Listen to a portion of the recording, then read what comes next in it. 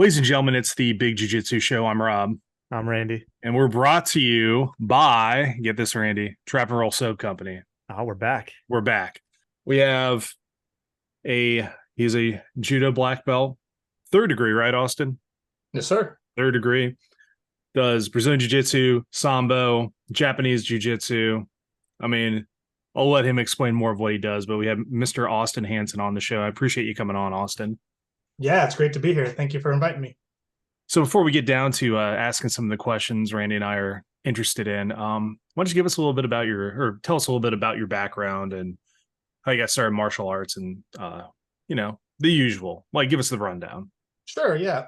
So let's see, this January will be 15 years of doing martial arts. I turned 30 this December, and I started when I was 15 at Fort Leavenworth, Kansas. Uh, I started off with Japanese jiu-jitsu, traditional jiu-jitsu. Kind of stumbled into it. My father did taekwondo when he was growing up, and he always said I should try karate or taekwondo or something, and I didn't want to. I thought it was, kind of silly, but found out later on in life I was wrong, and more on that later. But there was a jiu-jitsu class on Fort Leavenworth, and I went out and tried it, fell in love. It was actually the first class we did was knife fighting techniques and how to defend with knives and more of like an Arnis-based system, but involved in traditional jiu-jitsu. So I did that starting January 2009. Let's see, in 2012, I got my first judo black belt. My instructor was actually on the Marine Corps national team back in the day, and that's how he got started in judo. Lo and behold, I fell in love with judo and the submission grappling.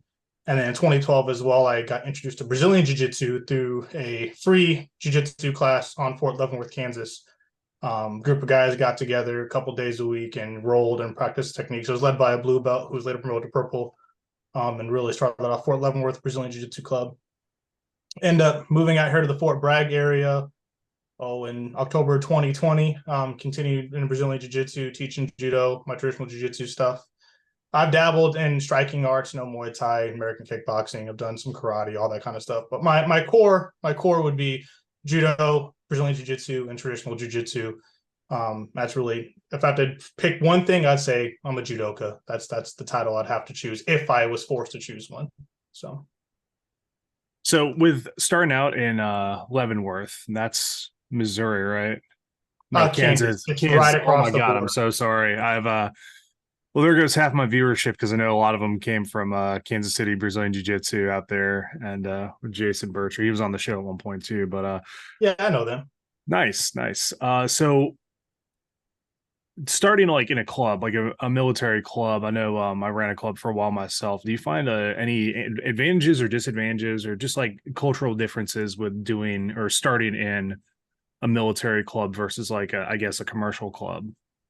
Yeah, for me, philosophy, right? It was kind of the big deal. So oftentimes, especially with traditional Japanese jiu-jitsu, a lot of people think it's kind of hoaxy, like, oh, I just think of like Aikido or Aikijitsu and this fancy wrist lock and whatnot. But the nice part about growing up especially Fort Leavenworth being a unique military community in general, these guys were coming in, talking to my instructor, like, hey, like, we PCS a lot. It's hard to get promoted. We want to keep our skills sharp. And how can I apply this in actual combat situations?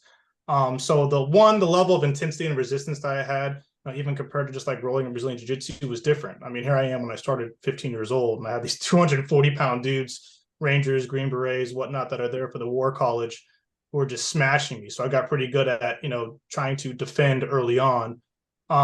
And they respect the differences between self-defense and combat-oriented jiu-jitsu as opposed to like the sport of Brazilian jiu-jitsu, and really separating the two, but cross-training in them both to correlate that. And that's kind of, I've noticed in my career thus far, that following that, because I did some time in law enforcement, did some time in corrections. I was a maximum security correctional officer for a short period, did some security work. And, regardless of where I go, people understand the difference and how to correlate the two. So yeah, that's what I would say. Nice. So it is, I think that is something advantageous. I know Randy's a big proponent of and a big advocate for having the difference between, hey, it's cool to be able to bear and bolo and take it, do a back take, and like also on the other hand, know how to handle a situation, self-defense situation, especially in law enforcement, like both of you guys had experience in with that.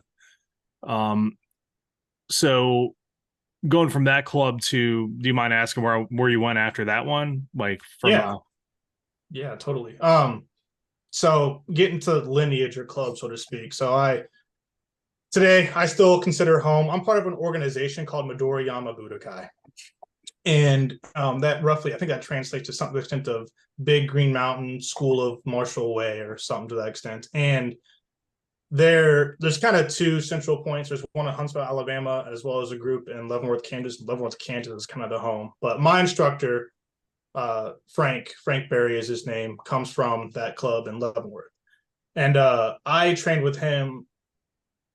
I would say he's been my core sensei up until the point where I moved out here in 2020. Um, Kind of following me around your way. So I started with him in 2009, and I stayed there till about 2012, and then I went to college at Kansas State University, where I kind of did my own little grappling club free for the students. I was in ROTC for a couple of years. For various, family reasons, I ended up leaving Kansas State University. Came back over to the Leavenworth, Lansing, Kansas City area, and that's where I started working in security, then corrections, and then law enforcement. But during that time period, I wasn't really training heavily underneath one person because I was going to training for security work, and then I had to go through the correctional program to become a certified correctional officer in Kansas, and then I got into law enforcement, so I did the defensive tactics training and whatnot there as well as in-house. But I still, when I could, would just go the short distance up the road to Fort Leavenworth and work with my instructor there, as well as the free Brazilian Jiu-Jitsu club and really grappling there. So from really 2012 up until 2020, that 8-year time span. Now I was, I'm sorry, 2009 to 2020. I apologize. I was there on base, really tutelage of him, picking up some ideas from other people like Luis Pinto, Ninja Pinto, that owns the Brazil Academy in Kansas City, or Lenexa specifically. I went to some seminars there. Let's see, there's a school called Sagasi Family Martial Arts that's there in Leavenworth as well, and they fall underneath the MYB umbrella, if you will. There's a guy named Jeb Charles, actually Bellator fighter. I think he has like a 14-2 overall record. I can't remember what specifically he was in Bellator. He has a brown belt in American Jiu-Jitsu, so he really took me quite a few leagues higher in my grappling journey on the ground, my Newas or Brazilian Jiu-Jitsu specifically. And props to him. And also helped me with my MMA, working on MMA and kickboxing and incorporating that with my grappling. I did, the combatives course as well for the military. I've done lines. I did the lines. I didn't get certified because if anyone even remembers the lines program, but I got to do that, which was awesome. And then I got my blue belt in Brazilian Jiu-Jitsu through Milton Bastos here at Aries Brazilian Jiu-Jitsu here in Sanford back in 2021, September 2021. So I'm over the 2-year mark now. But yeah, that's the timeline of where I was at, kind of who I was with. Just like a lot of the military guys, when I was out on assignments or deployments or whatever, I just trained where I could. If people were doing kickboxing, okay, I did kickboxing. If they could grapple, okay, I did grappling. And the nice thing about the MYB is when I came back home and paid a visit, as long as I could show the evidence and articulate what I had done, I could still kind of remain on the timeline of promotion. But it wasn't just like, oh, here's your belt. Like, obviously, like, all right, hey, you said you did some stuff. Let's fight. I'm like, okay, and then we throw hands or we grapple or whatever. And it's like, okay, yeah, we can see that you've improved in skill over time. So because of that, we'll keep you on timeline for promotions versus, just kind of like a lot of, military guys, they unfortunately don't get to train for a year or 2 or 3. And, and they lag behind their peers. And next thing you know, your buddy's a purple belt and you're still a 4-stripe white belt. And you're like, what happened? And time just gets away from us. So Yeah. very, very thankful for that. I got to be honest, when you were getting ready to say who your instructor was and you said Frank, I was hoping the second part of that was going to be Dukes, like Frank Dukes was your, I was hoping, but can't always get what you want, I guess. No, I definitely, what Rob was saying is true. I think about it very similar to you in regards to having a well-rounded game, but making sure that you also keep it real when you need to keep it real. I think that's really important. And it's easy to quantify the need to still do some of the sport because you learn certain movement patterns that otherwise you may not even know that can lend into that self-defense. I'm not going to berimbolo somebody on the street, but I may learn a way to elevate somebody's hips or use my hooks in a way that I wouldn't have if I didn't do the berimbolo, right? So I think it's important to have that knowledge, but then also know this is for the street. This is because I'm training in martial arts, and it's I think it's really important. And on that, I had a question for you. When you said, you dabble in striking, which me and Rob are the same way. It's important to be well rounded in your martial arts. How do you personally quantify or feel about striking and its place in defensive tactics or combatives for law enforcement and military? Because I know there's Yeah, a lot of so controversy around that right now. So man, I tell you what, and again, I was a cop from April 2015 up until I resigned in October of, was it 2018, I believe. And I end up, so brief kind of professional background. And I was in the Army National Guard. I'm still technically in, I'm actually pending the end of my ETS. I was medically evacuated from Africa back in January, did some time at the recovery unit here at Fort Bragg, and on my way out the door. So, but I was infantry, and I said the security, corrections, and then the law enforcement stand. And that's been like my biggest problem to this day, is the self-defensive tactics for law enforcement. It is subpar. It is just simply subpar. And, absolutely. I understand departments limited in resources and budget, and, that's difficult, right? Like how do you get the proper training and attention you need to the right people at the right time and continuing their education and so on and so forth. So I just got delivered an energy drink. I'm going to be peppy for the rest of this interview. But how do you do that, right? And it's difficult, if we think about how long it takes for someone to get like a blue belt in Brazilian Jiu-Jitsu. And really, when we think about like Jiu-Jitsu, how effective someone can be, just a year of training and how much they can do, right? So anyways, getting back to the point, right? Using hard style techniques, so, your striking, your kicks, your elbows, you're not going to go out and Muay Thai people to the ground, right? There's a time and place for that, and that goes in the use of force continuum. My time at the police academy, and even in law enforcement training, they do a good job of talking about the use of force, but I think due to a lack of understanding and skill set, people are like misaligning what to use and where. Like, for example, I know when I was working at Lansing Police Department in Lansing, Kansas, before we even went hands-on in any way, shape, or form, it was like, hey, engage tools, use the taser, use pepper spray, whatever. Don't use a baton, because obviously that's just worse than hitting somebody with a fist, right? But in my opinion, I was like, man, in real arrest situations, if I could, simply open hands, get hands on, and use like a Kimura to just control you, right? I'm not breaking you. We know how far people typically it goes before you break an arm. But if I can control you to the ground and hold you there, I usually have another officer, we get cuffs on you, like you're not hurt, your pride might be hurt. But that's about it. I don't care. You're safe, I'm safe, you're in the car, the seatbelt's on, we go down to the jail and it's done, right? So I think it begins really back at the police academy, like, hey, changing the mindset of what defensive tactics looks like. And so one, every officer has a tool on you. Can you defend your tool? And we have that conversation, but we don't actually, engage in the grappling or the wrestling of what does weapon retention really look like, besides silly games of I'm walking in the hallway and someone tries to grab my gun, haha, fun and games. It's not funny when we're on the road and, someone gets shot or multiple people get shot and it was your gun that got taken.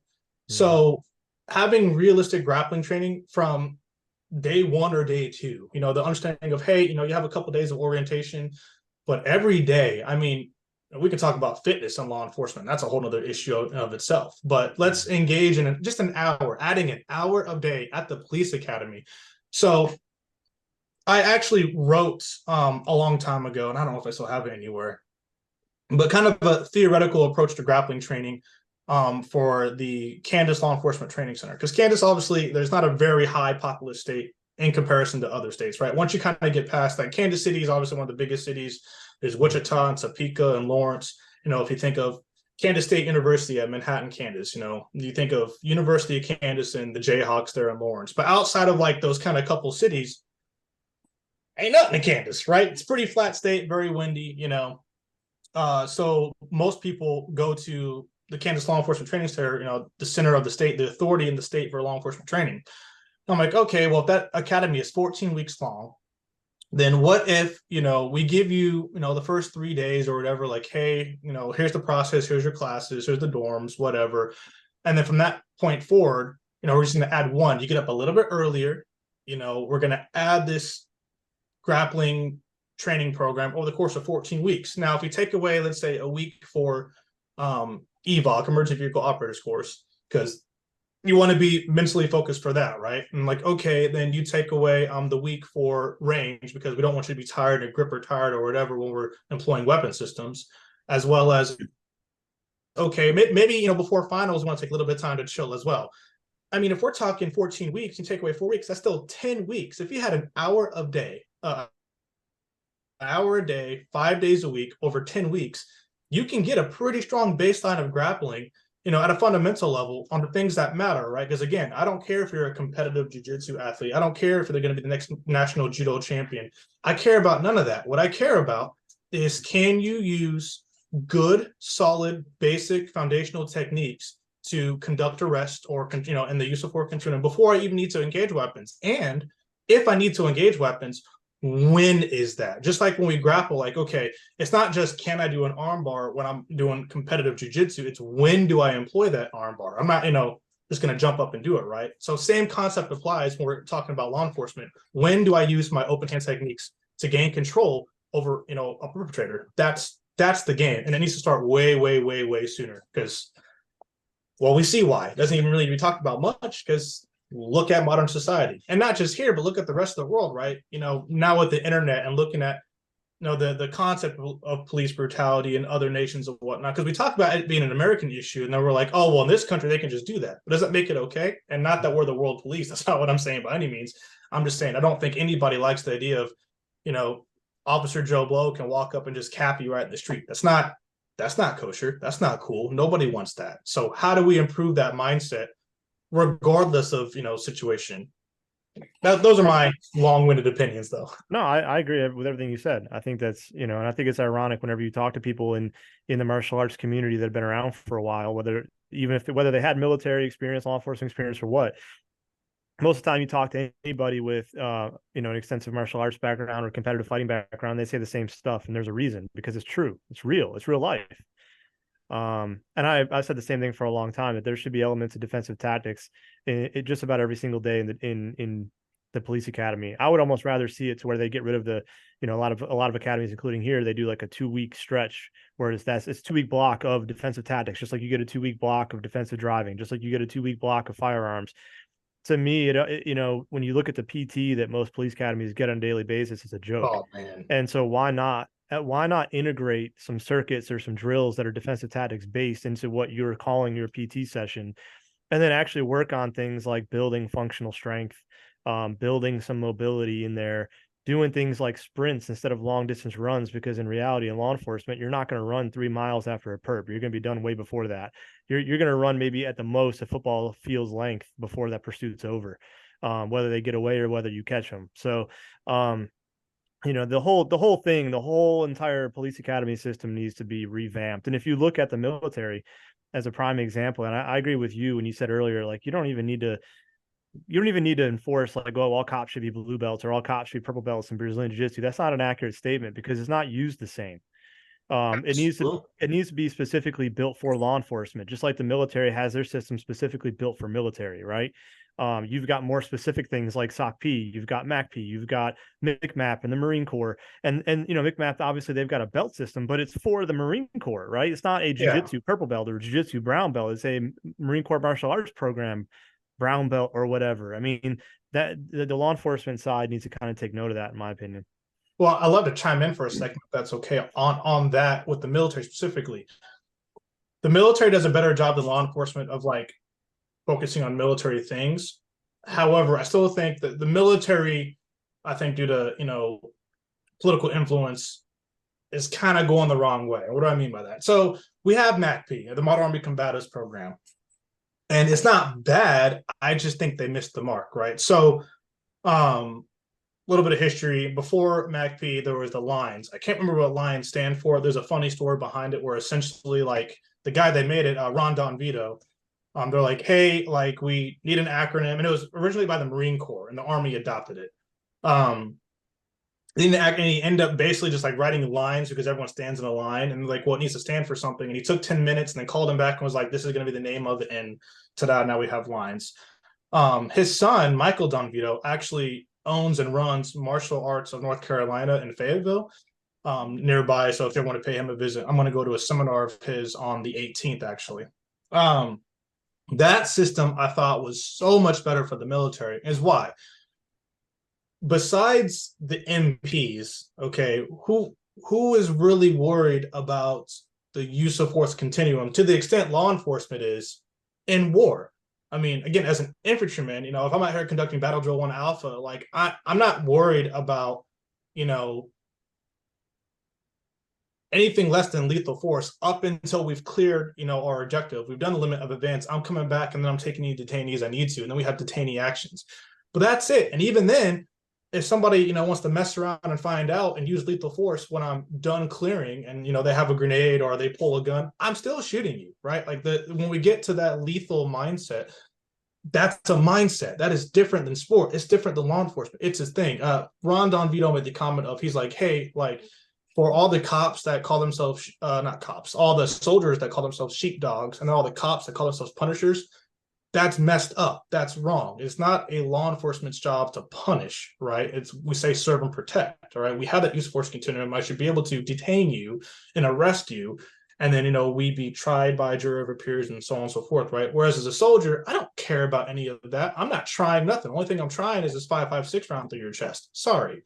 That's the job, right? So anyways, I think our MACP system has focused a little bit too much on that sporting aspect of it. I mean, in level 1, you learn some moves and we're drilling, but again, if I'm on the ground trying to pull an armbar or a Kimura or whatever, no, my whole focus should be like, hey, I'm getting distance. I'm employing my weapon system, M4, the M9, that new, what is it, the M17 or whatever it is, whatever weapon system I have. And oh, by the way, I have a group of guys.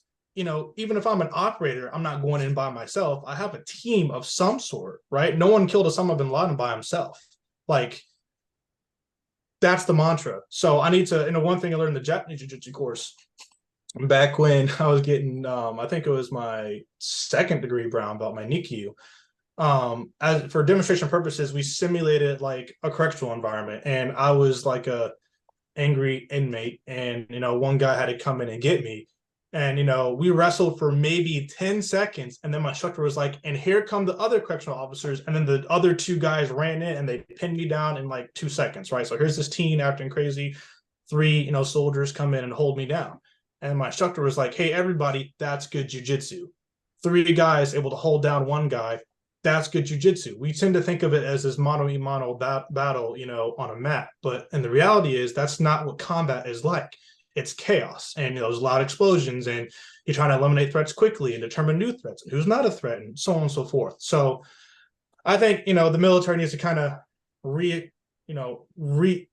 at their combative system and get back to the focus of speed, aggression, lethality. And we're not wrestling on the ground. Now it's great for camaraderie. Don't get me wrong. I mean, watching the various cups, at Fort Benning or Fort Bragg, or that's cool. I'm not knocking that. I'm just saying, as an enterprise, we need to get back to, hey, who are we? What is our job? Because I guarantee you, if World War III were to pop off in the Middle East right now, like, MACP is great, but I don't think the Spetsnaz really care about our MACP. You know what I mean? That's what I'm concerned about. No, I agree with that. And I think that even if you look at self-defense classes at your standard jiu-jitsu academy, or what some organizations, I'll call them out, whatever, I don't fucking care, Great Survival Tactics and some others are teaching, I like GST. I have a GST level 1 and 2 cert, and there are materials in there that I bring into my classes for law enforcement because I have to pull from a vetted source in order to have in my lesson plan. It can't come from me. Doing martial arts your whole life, being a black belt and being an instructor for law enforcement for 14 years isn't enough to be considered an expert when you look at the state for some reason, but whatever. GST, they got the Gracie moniker. They can kind of push what they want. And I always caution my students against exactly what you mentioned, the example you gave specifically of like, I'm not gonna encourage you if you're on top and you're a police officer, you're on mount on a violent suspect, and he makes that typical mistake of trying to bench press you off. I'm not going to tell you to spin for an armbar and fall back, because that Murphy's Law is going to kick in the chaos of combat. He's going to bridge. He's going to come up. He's going to up on top of you. Now you're getting your face pounded in from guard or whatever position you end up in.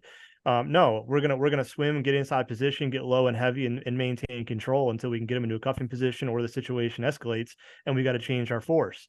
So I definitely agree with that. I can see your point on that. And I definitely don't disagree. I just think that the format of like their approach to training in terms of the structure of the program is better than what a lot of law enforcement is doing right now, in the sense that they Oh have yeah. levels like MACP, level 1, level 2. They got SOC P1. They got these different things that, like, because I went to SOC P and took that back to my SWAT team when I was a team leader on my SWAT team and taught them some of those things from the team dynamic. Because like you said, that's more conducive with what you're going to be dealing with in a SWAT environment. You're not going to be entering a structure by yourself ever. So you just need to be able to hold your own for a few seconds until you can get support in place.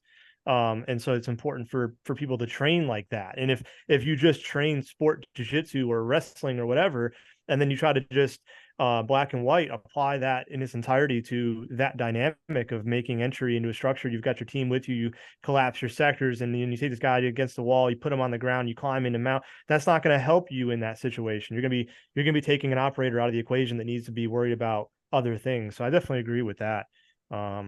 So you also, Rob, you said Rob mentioned you train in sambo a little bit. Do you train Yeah. in sambo as well? What was so? Tell me more about that, because I've never really had a lot of experience with sambo, so I'm curious about that. Oh man, you got to come by sometime and check it out. It's awesome. So formally, I don't have a very long background, right? I mean, we're talking, okay, it's November 5th. Back in, well, actually, I got a certificate up on my wall right here. So July 22nd, we had a sambo seminar by Benjamin Rothrock. His nickname is the Grizzly, and that name does not do this man justice. He's a monster. He will outbox you. He will slam you. He will choke you. He's black. He's a black belt in judo, Japanese jiu-jitsu, Brazilian jiu-jitsu. Dude's a beast, right? I mean, he's competed in sambo at national and overseas. I think it was worlds as well. Like, dude's a monster, right? Love him to death. Humble guy. Highly educated. He's still in the military. Great guy to talk to. But He actually hit me up on Belt Checker and wanted to come on the show, by the way. So, oh, yeah. okay. I can't recommend him enough, man. Yes. Dude's a monster. I'm telling you, I love him to death. He's in Germany right now, but I go up to his club every now and then and train with his people. But anyways, to the point, back in July, we had him out for a seminar. Now, I've known about sambo for years, just because sambo, for lack of better words, you could claim is kind of a baby of judo. One of the founders of sambo trained in judo and did wrestling and whatnot, and basically was like, hey, this judo was great, but after 2008, it took away leg grabs, all that kind of stuff. It's like, well, we really need a sport that's Russian, because, hey, Russians like to have their name on everything, right? And we're going to bring back in, because sambo basically means self-defense without weapons. And we need to make this not only a sport to keep up skill set and, a simulated environment, but, still teach all the techniques for self-defense, whether it's weapons or, people think of like Sistema, but sambo is not Sistema. They're not the same thing. They are different. But, your leg grabs and your arm bars and your chokes and all that, cool stuff. And after we had that seminar, I wanted to teach sambo, and I was talking to Ben about it, and he, validated that I had, a particular skill set and the mentality. Because one of the biggest things about sambo is sambo does not have any ranking structure whatsoever. You either fight or you don't. And as Ben said, he's like, hey, you're either eating at the table or you're not.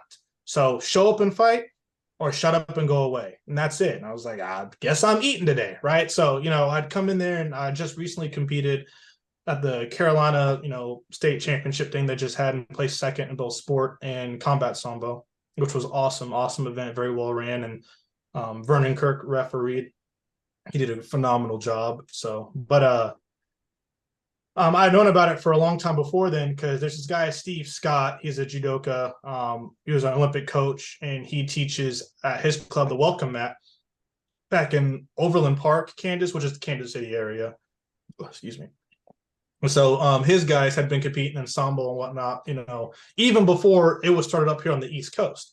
Now, Ben's really the only guy on the East Coast that's running, normal sambo events that I've seen, even going on Facebook and dinking around on there. There's another guy, Julian Sanchez or something like that, who runs another sambo organization, but he's more in Texas. But even then, it's like, okay, I can think of him being involved in Texas. Ben's out here on the East Coast. And there's another guy who's doing events or Steve Scott, teaches sambo, so to speak, in Kansas City. And that's all that I really know of, and that's crazy. After 15 years, I can, found 3 people that are outside of just, keeping in a small town that are trying to do sambo at a bigger scale. And the cool thing about sambo is there is no really training sambo, right? Any jiu-jitsu person, any wrestler, any judo can go and compete in sambo. And I think that's great because it's humbling. Just like people think about MMA as one of the perfect battlegrounds of testing your trade, your craft, whatever. Sambo will expose you real quick on if you're really good or not. Because if you're a judo guy that wants to fight grips and you've never trained leg grabs before in your life and you get double legged by a wrestler and the fight's over, like, sorry, now you know where you're weak at. Or if you do combat sambo and you think, oh, I got all the best grappling in the world, and you get knocked out by some guy, like, hey, dude, guess you need to work on your striking a little bit. We think of MMAs and like the takedowns and the ground grappling and the striking and that little holy trinity of MMA, if you will. Combat sambo applies the same thing, except it gives more credence to jacket wrestling in general, but in sports sambo or combat and sports sambo. If I throw you onto your back with force, like an opponent in judo, but a higher standard, your hold back, and I remain standing, I win. The fight's over. So it brings back that understanding and control of how important and imperative it is for good grips and takedowns. But you can do that with a double leg. If I double leg you, pick you up and slam you on your back, I still win, right? So a good wrestler can come in and suplex and, lat drop without falling all the way down or what have you, and elicit the same effect. Now, if you go all the way down, does it stay live? If both people go to the ground, does it stay live and you can throw submissions and all that at that point, or what? Yeah. Okay. So if you go flat on the back, and you're standing, it's done. But if I throw you on your back and I land on top of you, it's only 4 points. And then I might miss up the points a little bit. So feel free to fact check any of the points, right? But if I'm standing and I throw you onto your side, it's 4 points. If I throw you onto your back and I fall on top of you, it's 4 points.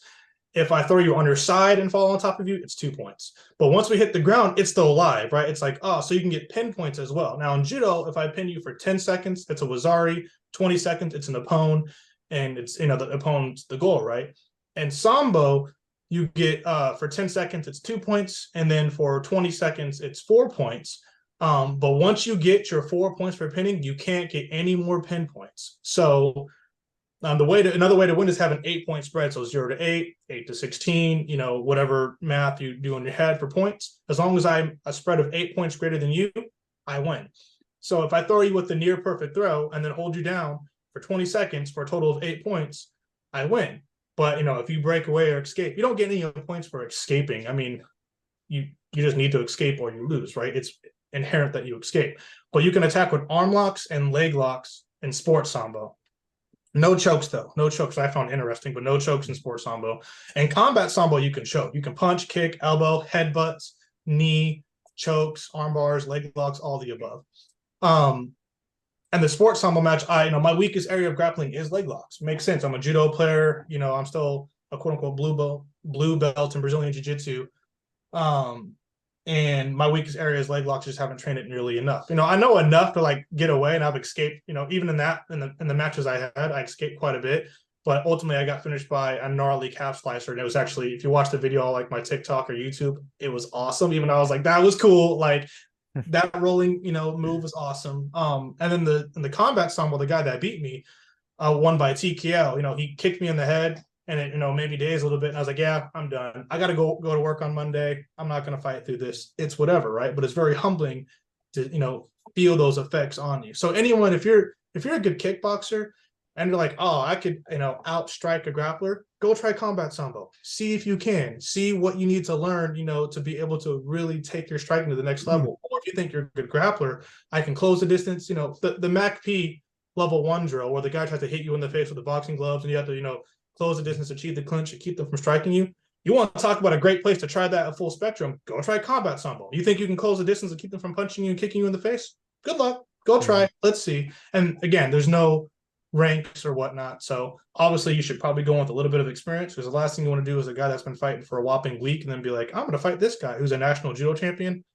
Don't do that. But yeah, it's how do they determine? You said there's no weight, there's no not weight class. You said there's no belt rank. How do they determine who you fight then? I mean, obviously weight classes, but then is there any other type of measurement to it, or is it pretty much everybody comes in at the same level and you just fight whoever is in your weight class? That's it. I mean, it's just weight Okay. classes. You come in at weight class and sign the waiver. That's it. You guys remember back in the day they had a Shido-Con? Shido-Con. That sounds familiar. It was and I'm probably gonna bastardize some of the rule sets. So anybody listening that was a diehard Shido-Con fan, I'm sorry in advance, but it was so Kung Lee even fought in it, you know, the Sanshou guy. But there were a lot of people that fought in it. A lot of big names fought in it at some point. So they had like one round that was just kickboxing, one round that was basically Sanshou where you could kick and throw, and then the last round was pure mixed martial arts. Like it was full on. So you could win the fight in any one of those 3 rounds or go through the whole gamut and then go to a scorecard. And they actually wore gis for, I think, the first 2 rounds, if I remember correctly. That's cool.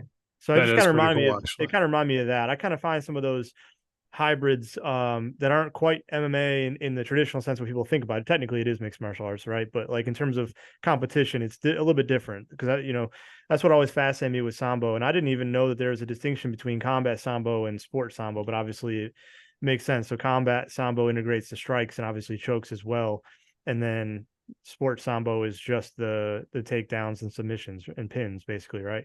Yep. And there is a third called beach sambo, and they still have red and blue gear, but they wear a white jacket for some reason. So it's like a white jacket with like red shorts and shoes or whatever, and then someone wears a white jacket with a blue belt. Do we fight on a beach? Yeah, it's awesome. Yeah. I don't mind sand in the eye, but it's pretty cool. It's cool to watch. Dude, you had me fighting on the beach there, but right? That's what I'm saying. Well, what I was thinking was, you're talking about it with combat sambo, and going back to talking about how being a well-rounded martial artist is kind of like the goal for at least. I guess all 3 of us kind of agree on that. Being a well-rounded martial arts, God Almighty, a well-rounded martial artist is the goal for everybody, really.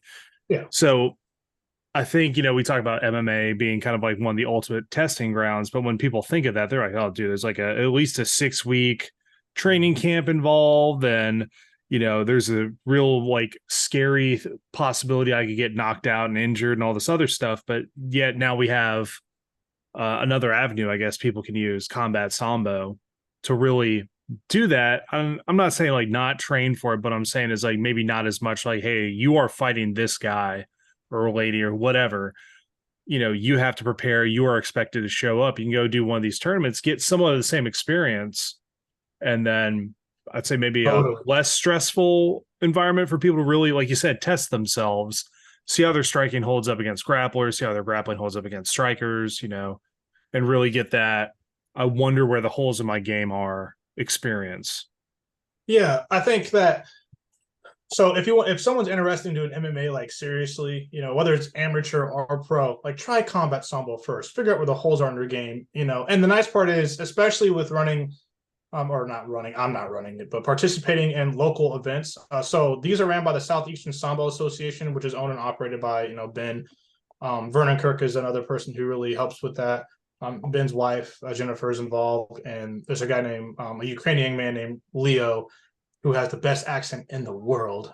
He's part of it as well. But, they're really doing something great here on this East Coast, hosting these local events and running them, on their own time, right? And I'm trying to help them out and get involved where I can and, boost the name and work on it. But because I believe in grassroots level stuff, right? Like, how do you know how good you are unless you test yourself? And one of the things that judo is just screwing up on is having this limited.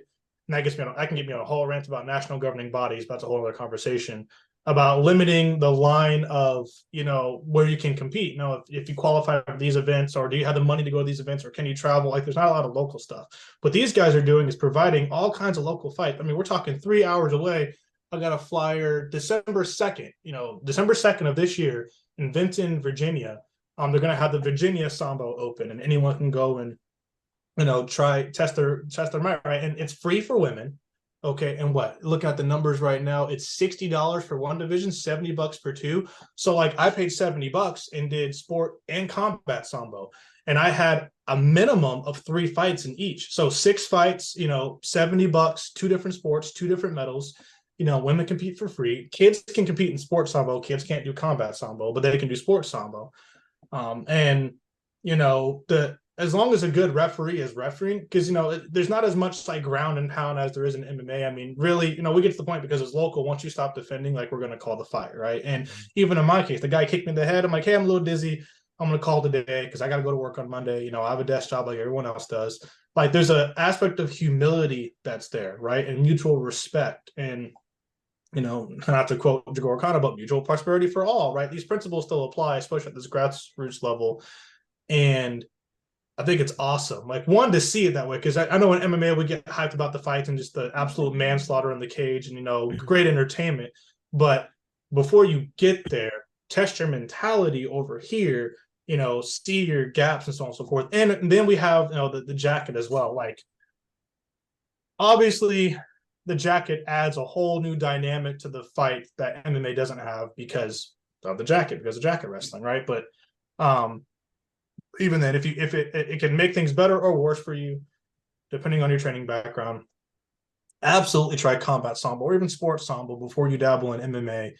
Figure out where your holes are, fix those holes, and then if you want to go do MMA, okay, go do MMA. It's cheaper, it's fun, you have more fights, and I'm not worried about getting knocked out in front of my girlfriend or wife or whatever in a big stage that's live streamed on YouTube or some other professional thing. So I agree with that. I can say I resemble that remark. I went, so I got, this is years ago, man. This is years ago, but I got, it was when the MMA bug was really hitting pretty hard everywhere. And I was training at a mixed martial arts gym and, hadn't even got my blue belt in jiu-jitsu. I was still a white belt. Had a little bit of a boxing background from back up in Buffalo where I'm from, but, and did some like open martial arts tournaments with like kickboxing and stuff back in the day, but didn't really have any experience other than that. And, kind of dove in headstrong and, no offense to my coach at the time. He's a great coach. But I feel like, I think we were all a little bit ignorant back then in terms of what you really needed to do to prepare for some of these events. Kind of got thrown to the wolves early and went against a guy that had already had an extensive amateur competitive background in Muay Thai and paid the price. Right. And that was my own, that's my own decision. And I made a grown ass decision and paid a grown ass price. Now I got a deviated septum and sinus issues to thank for the rest of my life.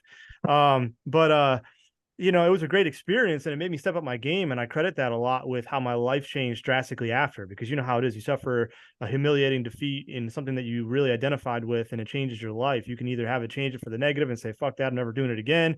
Or you can get back on your horse and make yourself better than you ever were. And I thankfully chose the latter half, thanks to being raised the right way.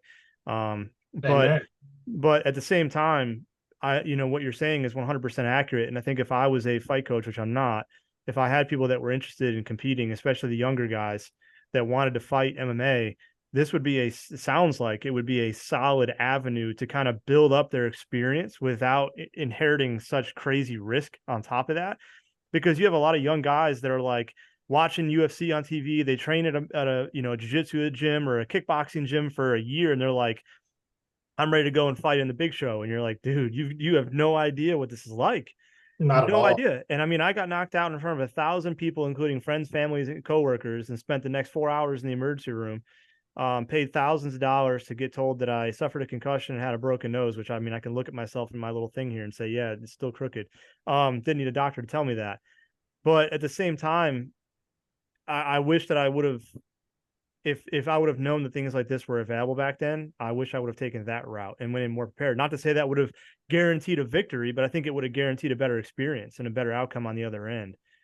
This sounds like a pretty solid way. So hopefully anybody listening, when we air this, if they're thinking about mixed martial arts, give a solid look to sport and combat sambo first, man. Cause that and jujitsu tournaments, go to jujitsu tournaments, like get used to the stress of competing in front of people, get used to that first. And it's always going to be stressful and scary. Yeah. But at least get that first before you jump into the cage.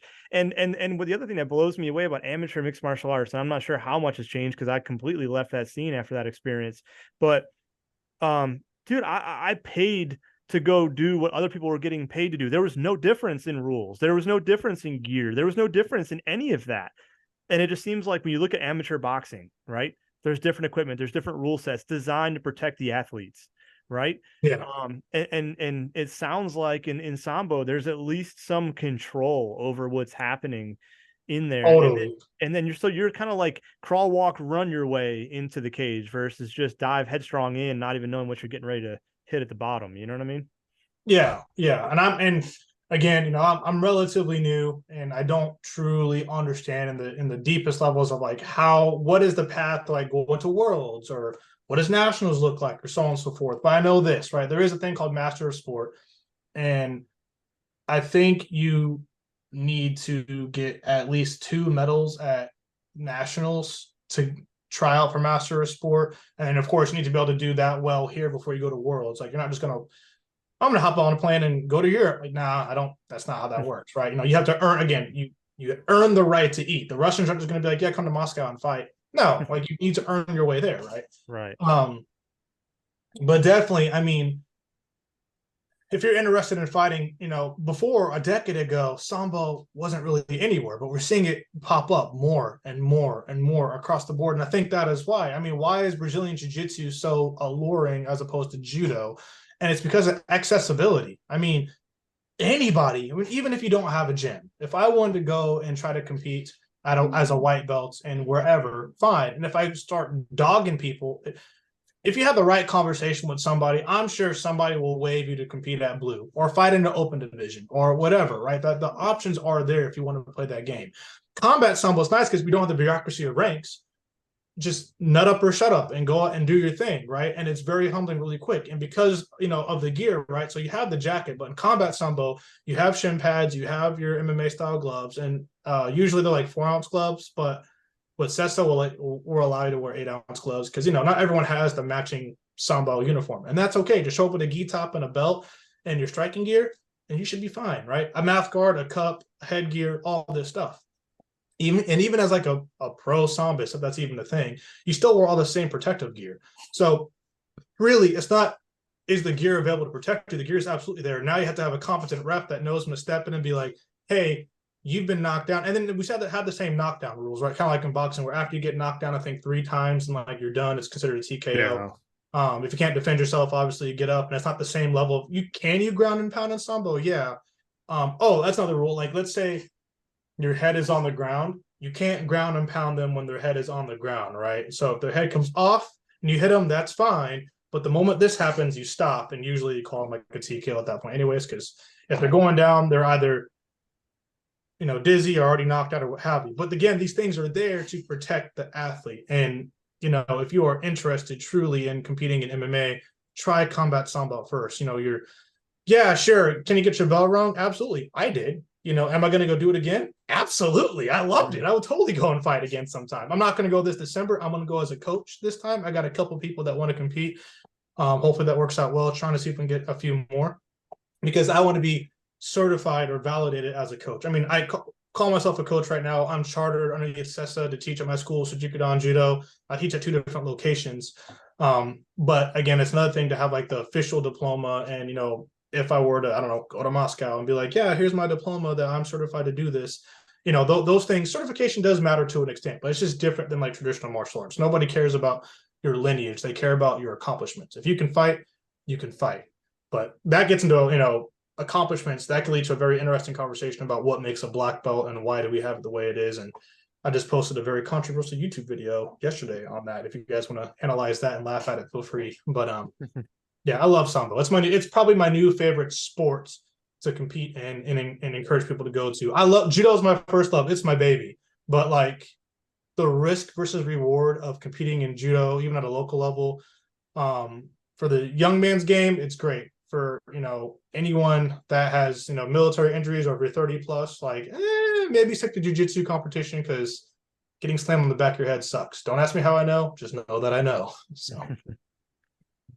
Well, speaking of YouTube video and things you post up, where can everybody find you on social media, things of that nature? Absolutely. So Seijuku Dan Judo, Seijuku means maturity. So Seijuku, that's the word, Seijuku. Dan as in your black belt, DAN, and Judo, Seijuku Dan Judo. If you Google that, you'll find, I have a website, seijukudanjudo.com.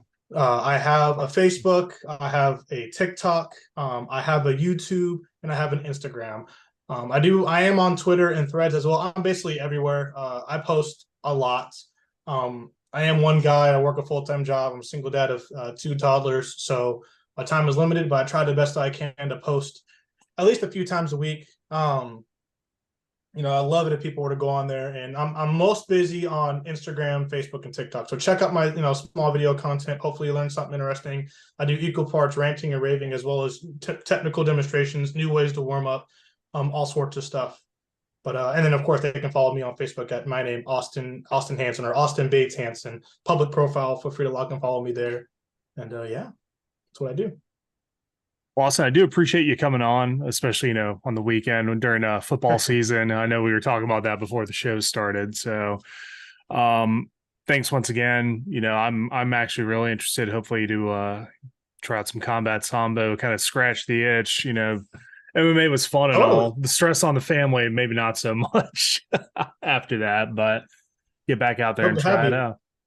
Absolutely. And do you say you're local? Do you say you're local? You said Sanford. Is that a different, not Sanford? Is it in Sanford, North Carolina, or Sanford?